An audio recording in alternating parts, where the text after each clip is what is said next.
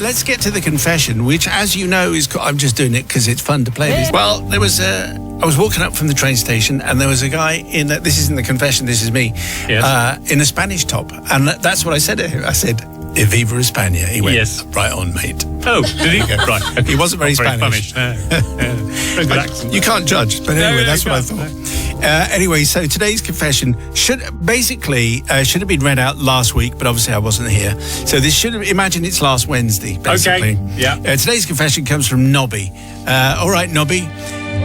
Says, Simon, it's the summer of 1998 and the Football World Cup was well underway in France. England had managed to get through the group stages in usual mixed fashion, beating Tunisia 2-0, Yes. Colombia 2-0 and losing 2-1 to Romania. The knockout stages beckoned and thoughts of football's coming home were eagerly anticipated. Inevitably, endless renditions of the re-released Three Lions and Vindaloo filled the airwaves. England were going into the last 16 knockout against an old adversary and twice previous champions, Argentina. Of course. Famous for their fair play and love of the rulebook. Yes. The anticipation for this fixture was overwhelming. This match deserved to be watched on a big screen rather than the old, small living room TV. All the local pubs were showing the match, but my partner and I decided not to go to a large town centre pub as it might be too rowdy, with rowdy people doing rowdy things and singing rowdy songs. That's true. And we don't want to be a part of that. On the way to work, I passed a relatively quiet hostelry, which was showing the matches. Perfect. We set off there on the evening of the match and arrived just before kickoff. It was a warm summer evening and the door to the pub lounge with a large TV screen was ajar. We duly entered and despite the room being busy, we managed to find a seat and started to focus on the pre-match build-up, the national anthem and predicting how long it would be until the first foul. I then noticed that there was a buffet laid out on a table which, with all the usual sausage rolls and vol au vents of pork pies, crisps and crusty cobs, a black country speciality. Well, it was nice of the publican to lay on such a nice spread for the match, I said, and my partner agreed. And the match got underway at pace. An Argentinian penalty after 5 minutes, closely followed by a Shearer penalty equaliser, and then a Michael Owen goal put England into the lead. All was well until Argentina equalised just before half-time. During the break, people got stuck into the buffet. And it was then we realised that everyone was wearing black. Oh, no. And we overheard someone say, he would have wanted us to watch the match. And the penny dropped. We were at a wake. We sat uncomfortably, tucking into our plates of food. Oh, you carried on then. Oh, right. Then an elderly couple sitting nearby leant over. Had you known Fred long? We disguised his name for privacy reasons. Yeah. No, not long, I replied. Such a lovely man. And so... Here I was struggling. So lovely, suggested my other half. Yes, so lovely. I continued and quickly changed the topic to the full. Good match, isn't it? Should never have been a penalty. Dirty team. Plus ça change, as they say in France. Yes, they do. After an uncomfortable half-time break for us, most people's attention turned back to the action of the second half, which is now summarised. The second half was extremely tense and eventful. This was the match in which Beckham was infamously sent off for a needless flick of his leg. An England goal was disallowed shamefully. They were clearly fixed, and the game went to extra time, which was scoreless. And the match ended 2-2, penalties, and England were out in traditional style. After the match, we made it, so you lasted the whole match. We made a quick, discreet exit, and it was then we noticed a sign on the door that had been left ajar. Private function, R.I.P. Fred Wilson. Well, we didn't notice that. What a funeral faux pas it was. So I need to ask for forgiveness, not from Beckham, his red card, arguably costing them the match, nor the referee for disallowing the second half goal, FIFA stitch up, nor from the clearly and dearly departed Fred, as it is what he would have wanted, apparently.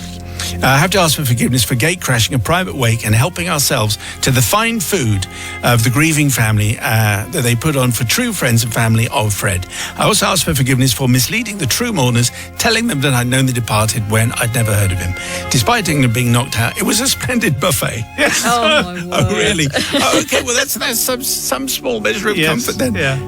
And So you realise but you stayed and you carried on. Yeah. We just through the second half. I suppose once the match had started, you didn't want to leave. Holly, what is your message for Nobby? Well, this is just classic football, clouding your judgment, clouding every thought, so that you walk in, it's so obviously awake. Everybody was in black. Yes. There's a food spread on, and not at one point did they have an ounce of self-reflection to realise that they were in the wrong place, that they shouldn't be there. And then, to make it worse, as soon as they realise, they don't leave. They just stay there for the whole thing. They sit there eating the vol au vents. They didn't know Fred Wilson. A man died. And for that reason, I'm not forgiving this at all. A man died. Wrong. Brother Matthew. I'm going to forgive. I mean, it's free food, isn't it? You know, and who's going to turn down free food when you're having a pint? No one is my answer to that. And also, who holds a wake in a pub showing the football? Yeah. Surely when you're organising that, we're going to be holding the wake there. Is that okay? Yeah, you do know we're showing the footy. Oh, right. Okay. Well, probably we won't hold the wake here then because, it doesn't really fit. So, no, I'm going to forgive because it's down to the management of the pub and the people organising the wake. It's all their fault. It's what he would want. Would he? I'm sure it is. Anyway, 61054. And just before the news, a confession from Nobby about the World Cup in 1998. And Nobby and Mrs. Nobby decided to watch England-Argentina in a nice, quiet pub. Except it turned out it was quiet because it was a wake. Yes. But they did stay and they had a splendid buffet. The verdict is in. We're all forgiving tonight. Sally says, there's always too much food at a wake. It would have just gone to waste. Hannah in Plymouth says, as Matt said, this was the pub's fault. Who puts the football on at a wake? Fair. And Anne in Eastbourne says, 100% forgiven. Like them, I don't know Ken or Fred, but I feel he's the kind of bloke who would have had a chuckle at this. Where does Ken appear? I have no idea. We don't know Ken or Fred. Anyway, Nobby, thank you very much for your confession. You get a smart speaker. If you have one, we would like to hear about it, please. Send it to confessions@greatesthitsradio.co.uk. It's 12 minutes to 6 o'clock, which means it's high time that we brought you today's confession, which I should say has a little bit of a 12 vibe going on. Oh, really? Certificate 12, I think, very much so. It comes from Maggie. Thank you, Maggie. Father Simon and the team. I seek forgiveness from our current next-door neighbours, and at the time, my 15-year-old son and 17-year-old daughter. My husband and I, we're the mum and dad in this story, had what we all know as mum and dad time. It was a Cluedo evening. Okay. And shall we say the evidence of us not wanting to provide more siblings had been safely disposed in the dustbin. Right. We've all got it. Yeah. Okay. These are wise precautions, of course, and I'm sure most of your listeners will understand. Not the Pope, maybe, but that's a different and bigger story to be discussed elsewhere and not now. Anyway, as luck would have it, Storm Doris arrived the next day with force, and I arrived home from work later that afternoon to find the contents of our bin blown around our back garden. I scrambled around collecting and chasing rubbish as the wind continued to battle our efforts to clear up. At this point, my then 17-year-old daughter arrived home from college and 15-year-old son from school. Being the helpful children we'd brought them up to be, they immediately rushed out of the back door to assist me. Within seconds, the sound of my daughter screaming, "That's disgusting!" alarmed me with great fear and trepidation.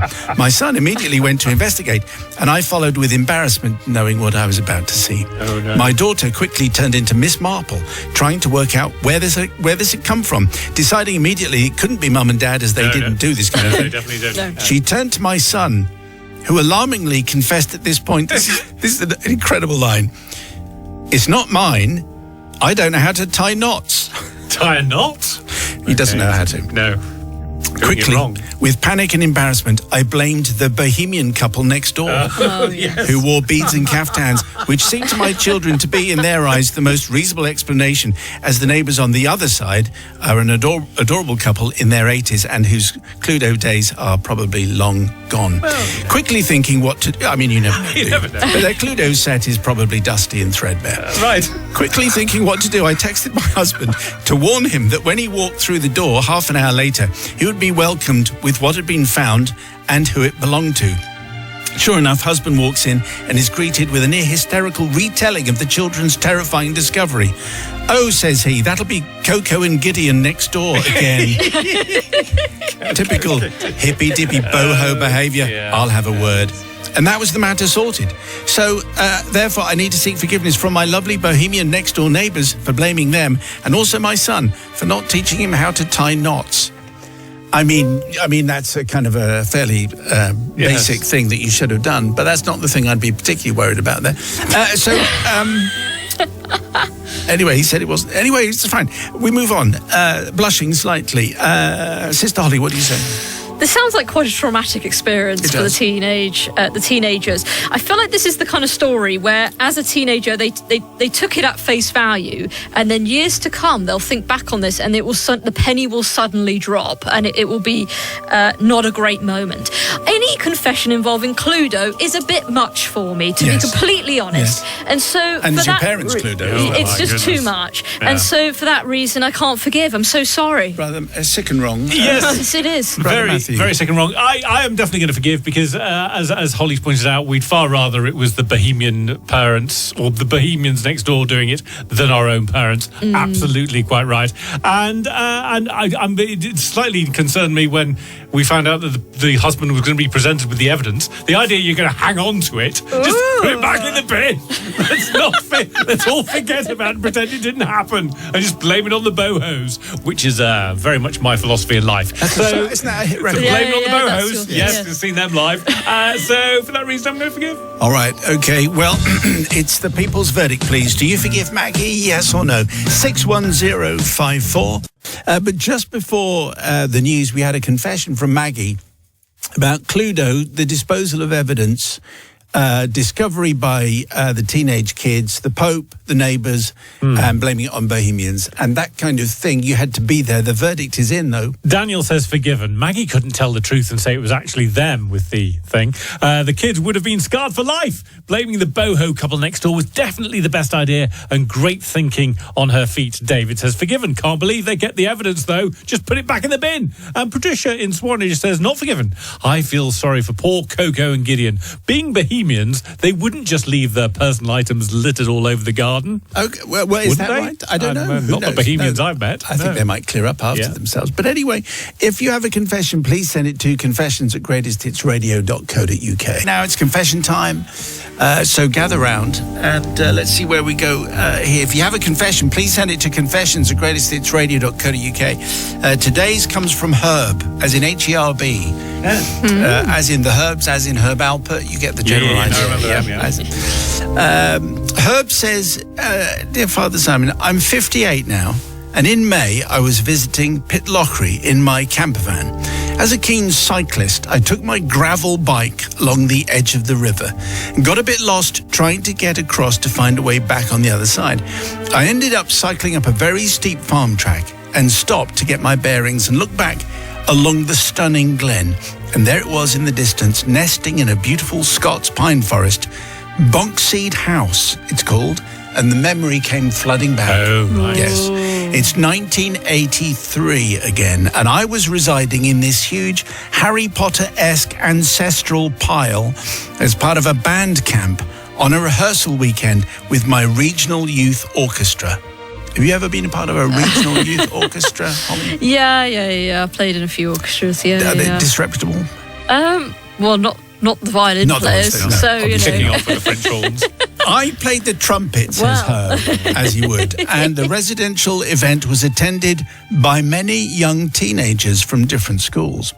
During a break from rehearsals, a group of us, male and female, went for a walk through the woods to get out of the stuffy old building and away from all the supervising teachers.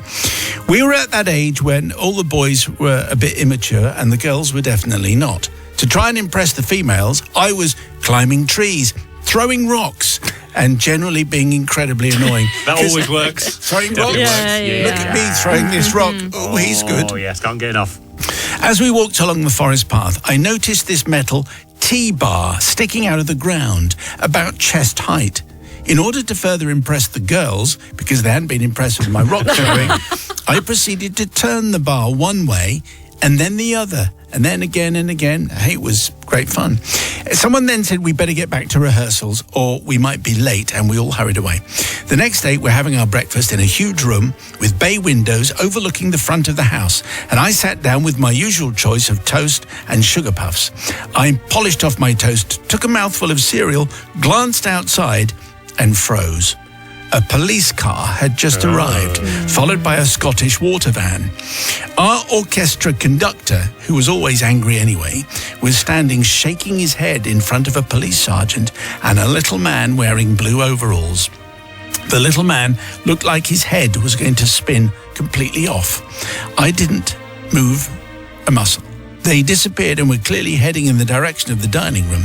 The whole orchestra now realized something was amiss, and the chat over breakfast had got louder and louder. The three of them stormed through the huge ancient doors and slammed them shut. A deathly silence settled all around. The orchestra conductor began. Apparently the day before, someone had tampered with a switch on the main local water supply, and we were the prime suspects as we were in the area. I immediately swallowed a whole mouthful of sugar puffs in one go. No mean feat, because the average size of a sugar puff is 1.5 to 2 centimetres. Interesting. It is very, and they weigh 0.5 of a gram. 0.5 of a gram, Wow. of course. Let's Anyway, not and he forget swallowed a whole mouthful. that. Whole mouthful, didn't he? Yeah. The little Scottish waterman could then contain himself no longer and shouted angrily and in a broad here comes Scottish the accent, Yes, here it comes. "And whoever did this cut off the water supply for 2 whole villages and several farms and crofts, and one contained a poor pregnant lady." Via Islington, probably. I don't know. The police sergeant just looked threateningly at everyone in the room, but mostly at me, it seemed. Our conductor then proceeded to explain that the little angry Scottish waterman had had to spend the last 24 hours checking miles and miles of pipeline until he came to the tampered switch. So I heard a teacher or two fail to suppress a giggle at that point. The police sergeant finally spoke and said that if anyone knew who the culprit was or the guilty party wanted to confess, he'd be around until we left for home later that evening. The angry adults then left the room. I could see everyone in my little hiking party staring at me. Some of them were grinning. I decided that denial was my only chance. In the dormitories, while we were packing up for home, I quietly hid away, and when we were finally allowed on the coaches, I went straight to the back and kept my head down. Finally, we drove away so slowly, past the unhappy policeman. No one had turned me in. About a month later, we were taking part in a concert, and I found myself alone next to the rather nice young daughter of the conductor, herself a music teacher and not angry at all. She smiled and whispered to me, "We all know it was you, Herb." I almost gave the wrong name there. Yeah, you did, didn't you? I gave her my best Hong Kong Phooey, could be, look, and left for, I should say, Hong Kong Phooey. Holly was like a 70s cartoon character. Could be. To this day, I remain free of this crime, so I need to apologise to all the villagers, the crofters, and particularly the pregnant lady of whom I denied a water supply to that weekend in the early 80s. I'm even now sorry for the little Scottish waterboard man. It was just the sort of thing teenagers do when they don't have the internet to play on. I beg the forgiveness of all the affected locals and Simon and the panel. Let's see where we go. I'm not sure. I know that Holly is going to be really mad, and Matt will say, whatever. Sister Holly, what do you say? Yeah. I mean, the brass section, they do have a little bit of a reputation, the brass players, do they? actually. Yeah, for fooling around. And obviously he was doing this He was. actually as a child. So he almost like saw the future really with it. He was doing, impressing ladies by throwing rocks and turning a dial, which you weren't supposed to do. It wouldn't have impressed me, that's for sure. No. And he cut off the water supply for Not a whole good. village and everyone else. And it was a real disaster. And so that's why I'm not forgiving this at all. Not good behaviour, really. Sick and wrong. Yeah. Brother Matthew. Yes, I'm going to forgive. Number one for the Sugar Puffs reference. Are they still going? We don't know. No, we don't know. But they're not. No, they're honey puffs, I They're think. called aren't honey they? Honey Puffs. Yeah, Honey yeah, Puffs. yeah. Excellent. Love them. But they're still 1.5 centimetres centimetres. Yeah, 5 centimetres long. Good. But I'm definitely going to forgive, because if this T-bar was so important, there should have been a sign on it. If they put a sign on it, tell people don't turn this T-bar because you'll cut off the water to all of these. It's called just using your places. initiative, isn't it? It is, isn't it? Yeah, We both agree on this, that there should have been a sign. The water companies back in those days didn't have a clue. Thankfully, that's all changed. So for that reason, I'm going to forgive. Bit of topical politics coming in there. of satire. All right, okay. So, people's verdict, please, for her. The annoying brass section. Who knew? Anyway, 61054, first word is. And we had a confession just before the 6 o'clock news from Herb, all about the gallivanting style of the Regional Youth Orchestra Residential. Yeah. And the brass section, very, very bad behaviour. Apparently they're famous for it. Anyway, he went for a walk, did Herb, to impress the girls. He turned a random T-bar and cut off water to 2 villages and assaulted crofts and pregnant women. Unforgivable behaviour, but what does the people verdict say? Well, Colin says forgiven. The struggle to impress girls is real. We've all been there, but he should have left the T-bar in place. The struggle is real. The struggle is real. Tony in Cheltenham says forgiven. Ordinarily, I wouldn't forgive, but you can't side with the water company. And Sarah says not forgiven. As a string player myself, this is typical brass player behaviour, messing around while the rest of us just want to get on with it. That's very, very interesting. We're learning a lot of stuff. So your confessions, please, to confessions@greatesthitsradio.co.uk. If you subscribe to our podcast, you will get every single thing that we do, and it'll be arriving in your podcast inbox. The podcast inbox, that's definitely what it's called. Every Friday. Yeah. And a super fantastic edition will be with you tomorrow. Just subscribe wherever you get your podcast. Is that right? Yes. I think it is. Today's confession comes from Sarah, and is very nicely circular, actually, I think, as you're about to find out. Sarah says, Father Simon and your forgiving collective, my confession was inspired by your favourite beach feature, which you're running at the moment. So a confession inspired by another feature on this show. Back in the 1990s, every year, my mother would rent a cottage on the North Norfolk coast. It was usually a 3-bedroomed house near the beach in Brancaster, which was a shame because I'm one of 4 siblings, so there was never enough space. My older brother John and his family always arrived first and got the best bedroom. I, on the other hand, was married to a farmer, so we had to wait until he'd finished his harvest before we could arrive. This meant that we usually ended up in the broom cupboard.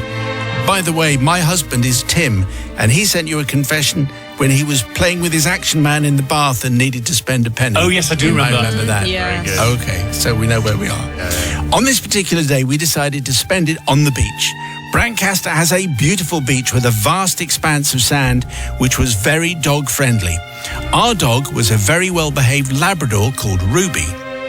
John also had a dog, a free-spirited Weimaraner, I think that's how you say it, called Max. Once we had made camp on the beach, had a couple of drinks. There's the problem. Okay. And lathered the chicken. Lathered the children. Sorry. You don't take a chicken to the beach unless it's part of the That's a picnic. euphemism. Anyway, yes. Okay, timing slightly out now. Yeah. So we lathered the children in sun cream because that's what you do. My husband and I decided to take Ruby for a walk. At this point, John said, take Max with you. He'll be happy to go with you, and he's usually quite well behaved. I think the word usually is the key word there. We were quite relaxed. We had a couple of beers, and we agreed to take him. Father Simon, we were not really prepared for what happened. Ruby, our faithful, well-trained gun dog, plodded along with us. Max, on the other hand, decided to make the most of his freedom away from his master. He ran around the beach at full pelt, enjoying all the space. First, he found some children playing cricket. He loved catching their ball and running off with it. I think he caught 2 of them out. The children were not happy, chasing after him to get their ball back. I thought we should just call him back. However, my husband said, No. That means they'll know he belongs to us. Yes. Keep walking. Yeah. Next, the dog joined in with a football match. Who knew he was such a good player and could dribble the ball out to sea? Just keep walking, said my husband. Father Simon, the worst was still to come. Suddenly, Max stopped running and put his nose in the air. Then he started running with real purpose, straight towards a young family sitting inside their windbreak. There was a lot of shouting of, "Go away, leave him alone," and then the distant, sad sound of a baby crying loudly. Max, the free spirit, had woken their baby and then proceeded to help himself to their picnic. Oh. The young couple were screaming at him to go away. He returned with the picnic bag, followed by a young man, presumably the dad. "Just keep walking," said my dad. Said my husband. Yes, Sorry, there's a few typos. Sadly, this ploy didn't work this time, as Max brought the bag back to us. We managed to get the bag off him after he'd eaten the contents. By the look of it, it was a couscous salad and cheese sandwiches. Well, it dodged That's not there, worried. then. Yeah. So you're judging it on the basis of the food. Meanwhile, this very angry man was coming towards us. "Is this your dog?" he demanded aggressively. "No," we said. "He just sort of followed us along the beach. We've never seen him before. This here is our well-behaved Labrador. This is our dog. This other one might belong to that guy behind the red, green and yellow windbreak over there. You can use my dog lead, as I don't really need it for my well-behaved Labrador, and then you can take the bad one back to that guy behind the windbreak." Anyway, we kept walking, and that evening we denied all knowledge of the incident when questioned by my rather disgruntled, especially the young couple and their baby who we woke up and who ate all their food. I don't seek forgiveness from my brother because he had it coming to him. Max was his dog after all, and he had the best bedroom. Yours sincerely. See, this sibling rivalry stretches a long way, but I do think that badly behaved dogs on beaches is a very bad thing, and I think Holly is going to sit on this one very badly. Yes, I agree with you. You know, it started off well, Sarah, saying that you were inspired by our Beacher feature to get in touch with this wonderful story. However, not so great.